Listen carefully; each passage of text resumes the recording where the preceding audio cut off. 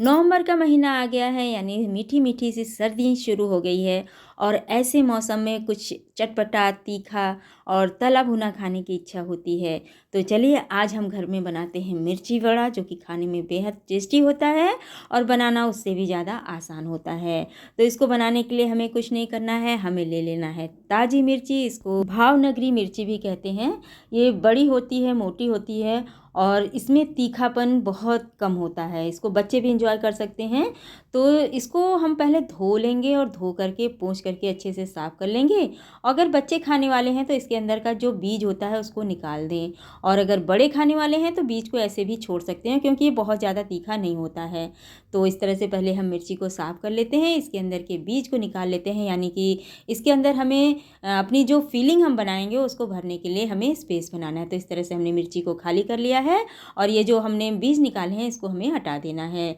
तो अब आगे के प्रोसेस में चलते हैं। तो यहाँ पर हमने आधे कप के बराबर, ये 2 कप हमने बेसन ले लिया है, और इस बेसन में को हमें पहले थोड़ा थोड़ा सा पानी डालते हुए फेंट लेना है अच्छी तरीके से।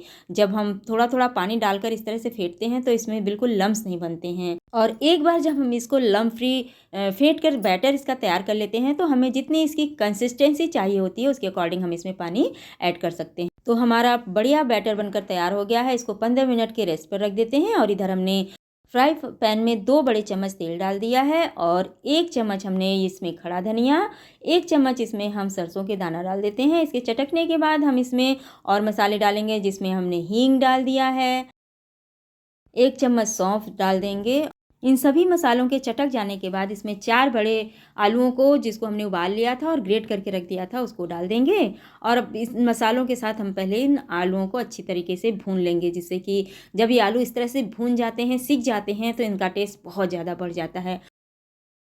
वैसे तो ये बॉयल्ड आलू है, चाहे तो ऐसे भी फिलिंग को भर सकते हैं, लेकिन इस तरह से इसका टेस्ट बहुत ज़्यादा बढ़ जाता है। यहीं पर हमने 2 छोटे चम्मच कश्मीरी लाल मिर्च पाउडर, 1 छोटा चम्मच हल्दी पाउडर, 2 बड़ी चम्मच हमने चाट मसाला डाला है, और 1 छोटा चम्मच हमने यहाँ पर टाटरिक डाला है। ये वो इंग्रेडिएंट है जो इसके स्वाद को कई गुना बढ़ा देता है। स्वादानुसार रेगुलर नमक और काला नमक डाल दिया है। अब इन सभी मसालों को हमें आलू के साथ अच्छी तरीके से भून लेना है, जिससे कि मसाले अच्छी तरीके से सिक जाए और इनका कच्चापन चला जाए। और यहीं पर हमने स्वाद अनुसार हरी मिर्च, जिसको बारीक काट लिया है, उसको डाल देंगे। और हमने एक बड़े प्याज को छोटे छोटे टुकड़ों में काट लिया है। अब इस समय इन सभी प्याज वगैरह को डालकर हमें अच्छी तरीके से भून लेना है। प्याज हम पहले भी डाल सकते थे, लेकिन इस समय जब हम प्याज को डालते हैं तो इसका कच्चापन चला जाता है और हल्का सा क्रंच रह जाता है, जो इसके स्वाद को बहुत ज़्यादा बढ़ा देता है। हरे धनिए को बारीक काट लेंगे और ढेर सारा धनिया इसमें डाल देंगे, और मसाले को एक बार अच्छी तरीके से भून लेंगे, और अब इसको ठंडा करने के लिए रख देते हैं। तो हमारी फिलिंग तैयार हो गई है। इधर हम बैटर को चेक कर लेते हैं। तो हमारा बेसन बहुत अच्छी तरीके से फूल गया है। तो अब यहाँ पर हमें इसमें कुछ टेस्ट मेकर डालना होगा। तो हम स्वादानुसार नमक डाल देते हैं। थोड़ा सा हमने हींग डाल दिया है, हींग का फ्लेवर इसमें बहुत अच्छा आता है। 1 छोटा चम्मच इसमें हल्दी पाउडर डाल देते हैं, जिससे इसका कलर बहुत अच्छा आएगा। बेसन के साथ अजवाइन का बहुत अच्छा कॉम्बिनेशन होता है, तो 1 छोटा चम्मच अजवाइन लेंगे, उसको अच्छी तरीके से मसल कर इसमें मिला देंगे।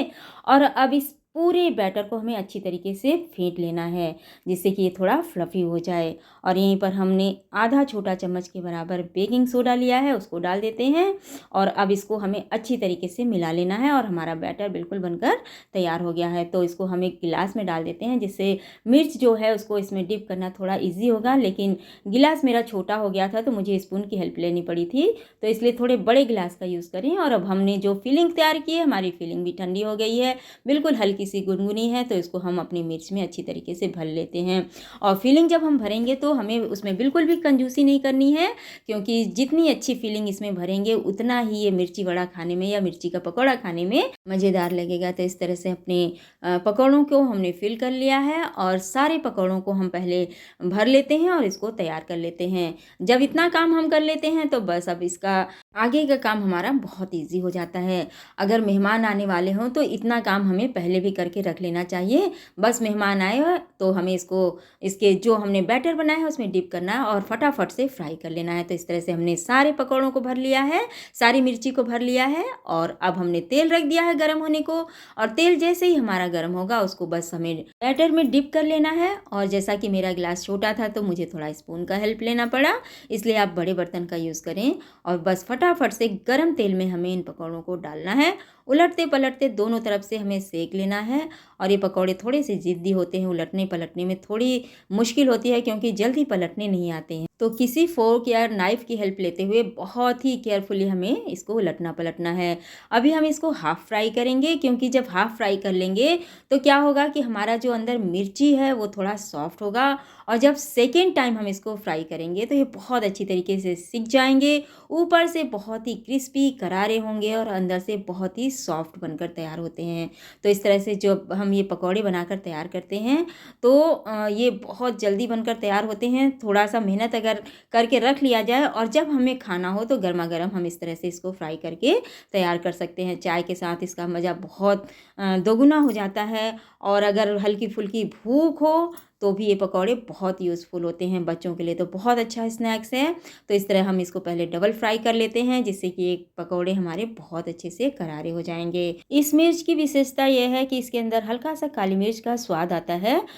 ये हमारी इम्यूनिटी को बूस्ट करता है, तो बच्चों को इसको हम बेफ़िक्र होकर खाने के लिए दे सकते हैं। तो इस तरह से ये इवनिंग स्नैक्स के लिए एक बहुत बढ़िया ऑप्शन है।